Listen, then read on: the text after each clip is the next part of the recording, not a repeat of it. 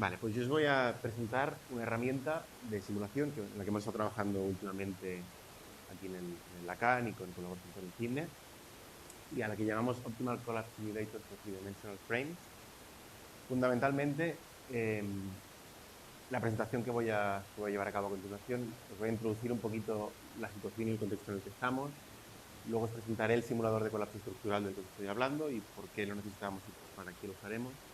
Y luego ya pasaremos unos cuantos ejemplos demostrativos y de solución. Con lo cual, para empezar, hablemos un poquito de antecedentes y de motivación. Este simulador, en particular, forma parte de un proyecto más grande llamado CETICA, que es la Ciudad Ecotecnológica, y lo que buscamos, en realidad, es la elaboración de una herramienta que permita el cálculo de estados límites únicos, en contraste con los estados límites de servicio, que es normalmente lo que suelen calcular herramientas de simulación numérica estructural. En el fondo necesitamos esto porque buscamos una evaluación robusta, eficiente y fiable. Seguiré recordando estos tres conceptos a lo largo de la presentación y ya veremos por qué realmente necesitamos esto y por qué otras herramientas no nos proporcionan estas tres características. Además de todo ello, este simulador nos permitirá conocer ciertas cotas sobre unos factores de carga que nuestra estructura es capaz de soportar, y eso será especialmente interesante. Muy bien. Hagamos una pequeña introducción sobre los estados límites de último y de servicio. Los estados límites últimos lo que proporcionan en realidad es el momento del colapso de la estructura, mientras que los estados límites de servicio, o en general es lo que se calcula mediante otras técnicas de cálculo estructural, lo que nos acaban proporcionando es el momento en el que una estructura deja de ser viable, factible o servicial. Aún así, es muy a menudo tener estructuras hiperestáticas y, por lo tanto, muy a menudo lo que sucede es que nuestra estructura sería todavía capaz de soportar mucha más carga sin colapsar. Aunque realmente la normativa nos obligue a diseñar para servicio, sí que puede ser fundamental conocer hasta qué punto nuestra estructura puede llegar a aguantar carga, aunque solo sea a nivel de que el ingeniero quiera saber cuánto margen hay hasta el colapso. Además, seremos capaces de simular todo tipo de secciones. Estamos hablando sobre todo de secciones de acero, pues de clases desde C1 a C4, desde plásticas hasta acero. Muy bien, entonces la idea es un poco lo que os he dicho. Esta estructura que tenemos aquí, por ejemplo, si una de las elementos verticales falla, la estructura sigue estando en servicio, en el sentido en el que no colapsa.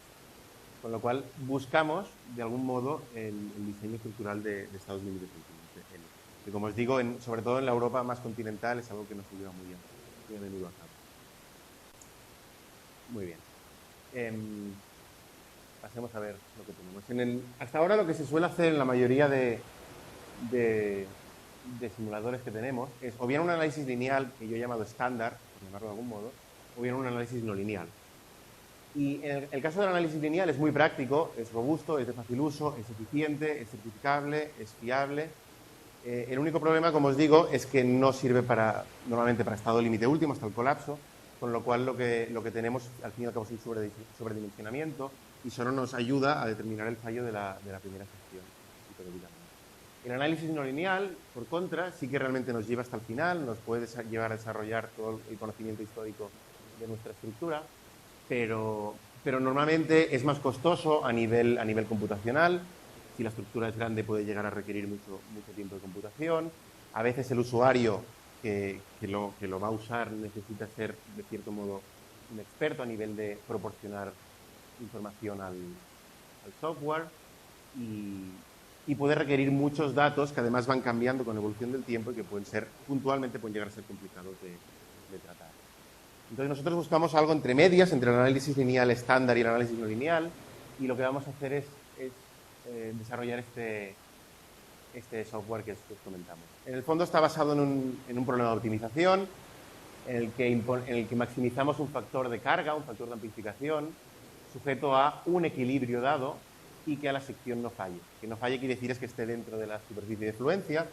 Además, esta superficie de fluencia, que en general por normativa nosotros ahora lo discutiremos, la asumimos como un polígono convexo siempre inscrito en la propia superficie de fluencia, seremos capaces de llegar hasta la verdadera superficie de fluencia si es de interés.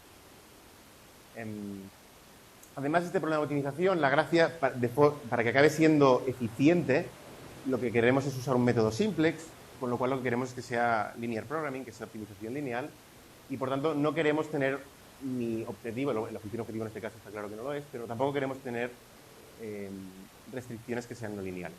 Por tanto, aunque la superficie de fluencia sea no lineal, la acabaremos linearizando, pero la iniciaremos, y ahora lo discutiremos un poco más a fondo, tanto de forma inscrita como de forma circunscrita, y lo iremos evolucionando tanto como sea necesario.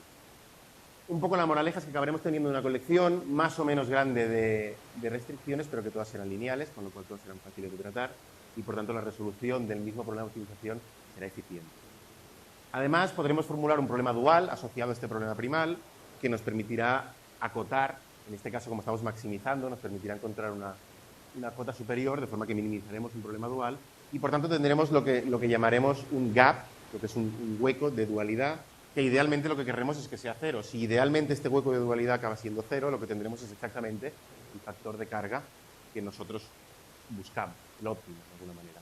Y si hay un cierto hueco de dualidad, que será debido a ciertos motivos que ahora discutiremos, lo que pasará es que tendremos una cota inferior y una cota superior de carga. Es decir, idealmente lo que tendremos es una cota inferior para la que estamos en el lado de la seguridad y, por tanto, seguro que nuestra estructura no colapsa, e idealmente también, repito, idealmente, tendremos una cota superior del factor de carga para el cual seguro que la estructura colapsa. Muy bien. Dicho esto, para nuestro software lo que necesitaremos como input será, pues obviamente, por ejemplo en este pórtico 3D lo que tenemos es pues, la geometría de la estructura, los materiales que usamos, y por materiales, como estamos hablando básicamente de estructuras de acero, pues buscamos el perfil, un IPE o un HDD o lo que corresponda en cada sección, los apoyos que tenemos y las condiciones por tanto las condiciones de contorno, que está empotrado o apoyado, los límites elásticos de los aceros utilizados, la tipología de las uniones, si nuestra estructura es articulada o no, y las solicitaciones externas que tenemos. Y luego lo que el software nos proporcionará es, en particular, una cota superior y una inferior del factor de carga, que sería lo que vemos aquí, luego lo analizamos un poco más a fondo, entonces si vamos refinando tal, en principio idealmente conseguiremos una cota superior e inferior que, como digo, idealmente tendrían a ser la misma bajo ciertas circunstancias. Además de eso, nos proporcionará los esfuerzos y las reacciones en el momento de colapso, nos proporcionará el mecanismo de colapso y la estructura deformada. Es decir, no parará, digamos, en una primera rótula plástica, sino que seguirá hasta mientras la estructura siga siendo hiperestática. Y, idealmente, para este caso, nos proporcionará un cierto factor de carga. Muy bien. Como os he dicho, básicamente también nos basamos en refinar un poco lo que la mayoría de softwares hacen respecto a la superficie de fluencia y respecto a las cargas repartidas, con lo cual vayamos a analizar un poco a fondo estos dos casos. Por lo que se refiere a las superficies de fluencia, ya os lo he comentado un poco con anterioridad, una superficie de fluencia en general lo que define es la frontera entre el fallo y el no fallo de una estructura, con lo cual si estamos dentro estamos bien, pero si estamos fuera, dada una cierta sección, pues la sección falla.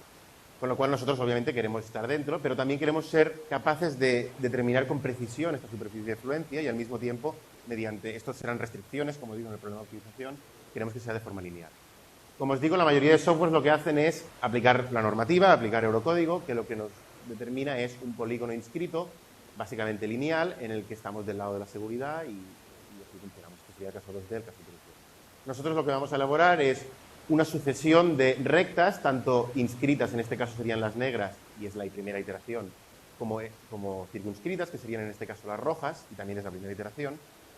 Si luego notamos a posteriori en nuestro postproceso que esa sección puntualmente nos proporciona un alto valor del error o colabora de forma notable en el error global o en el gap total, lo que haremos es refinar respectivamente las inscritas y circunscritas para esa sección dada.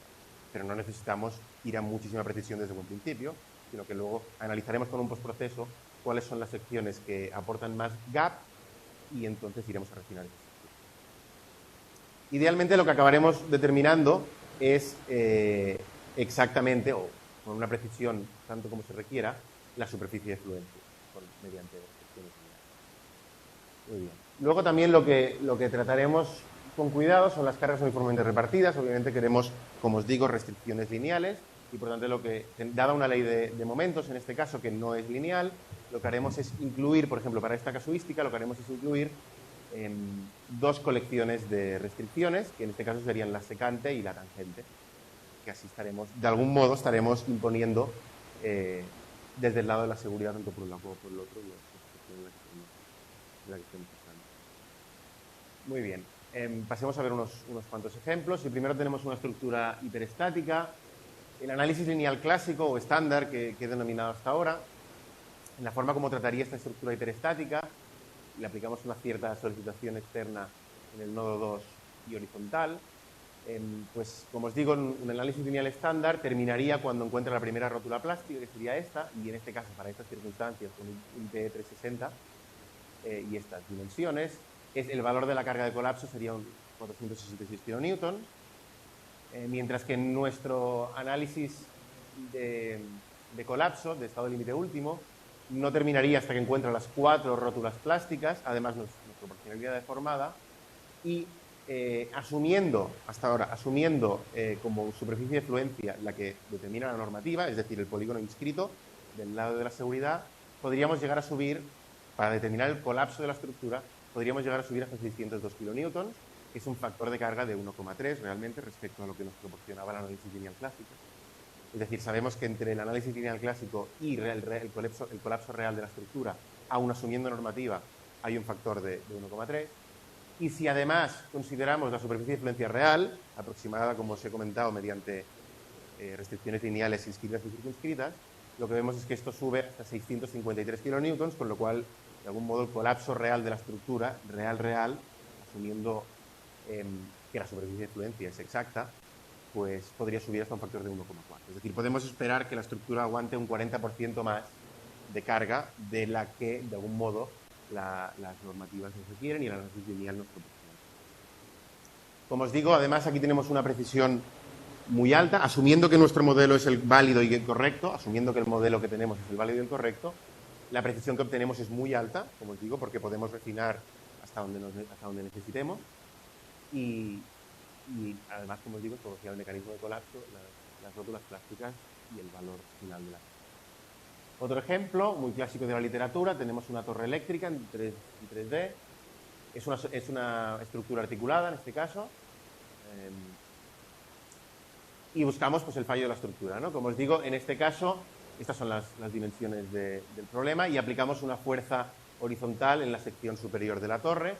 Lo que sucede en este caso, si aplicamos normativa, veis que realmente fallan 4 elementos al mismo momento, pero esto es dado la simetría. Normalmente el análisis lineal clásico pararía otra vez en el primer momento en el que fallamos, pero en este caso, dada la simetría, son 4 a la vez. Y el factor de carga que nos permitiría aplicar sería de 216 kN aproximadamente, y esto es para, como digo, para el resultado del análisis lineal.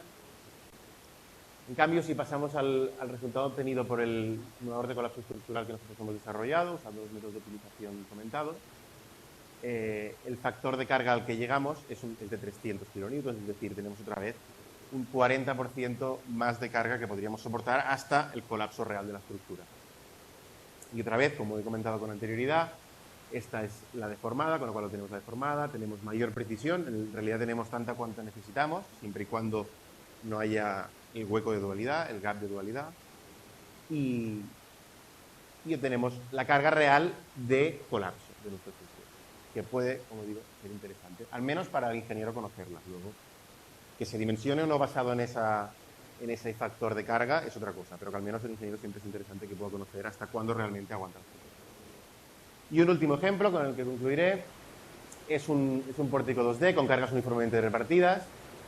Como vemos aquí, tenemos elementos combinados de ITS y de HEBs, en función de la posición de cada una de las barras.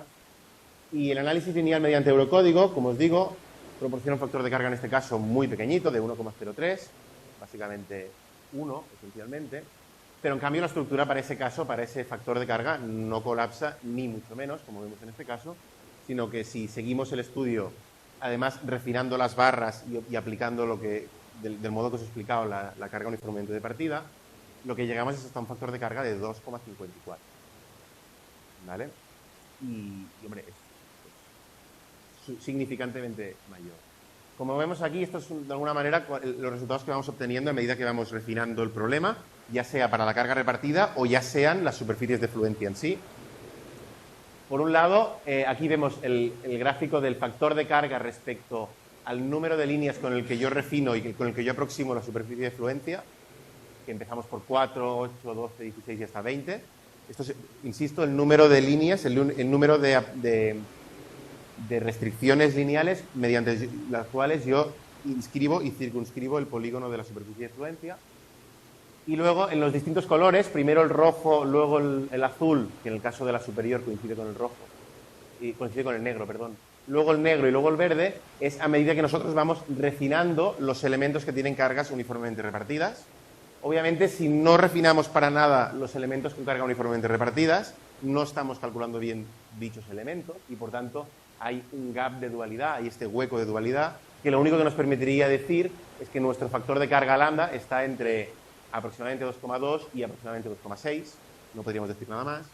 Si este error es mayor de lo que nosotros realmente buscamos, de hecho, una cosa interesante es deciros que este gap realmente es debido a la carga uniformemente repartida y no debido a la superficie de fluencia, porque independientemente de lo que sigamos refinando por aquí, a nivel de la superficie de fluencia no vamos a hacer disminuir este gap. Este gap solo lo hacemos disminuir, como veis, al cambiar el color, y el color, como os digo, cambia cuando incluimos desde 0 en rojo, es decir, ninguno, hasta 3 nodos entre medias de cada elemento con carga uniformemente repartida.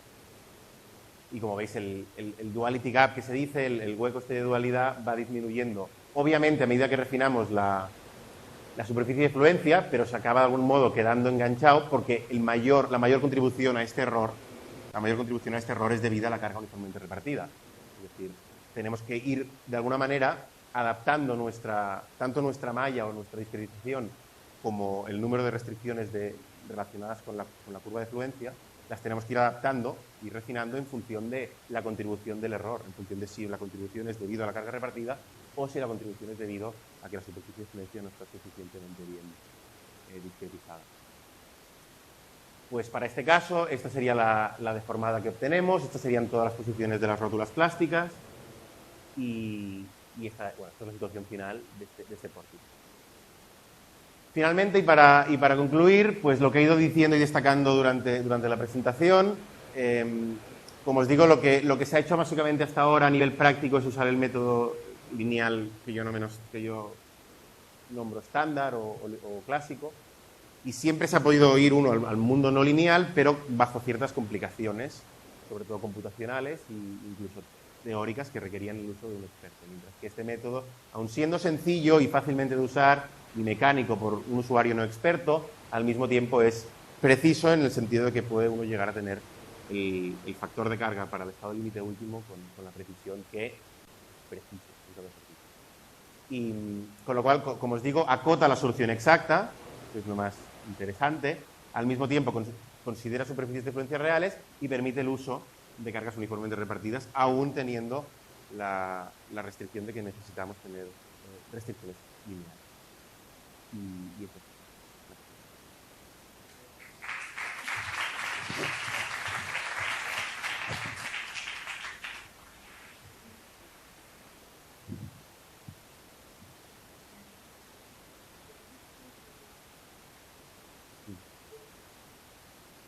Sí, en particular en la que...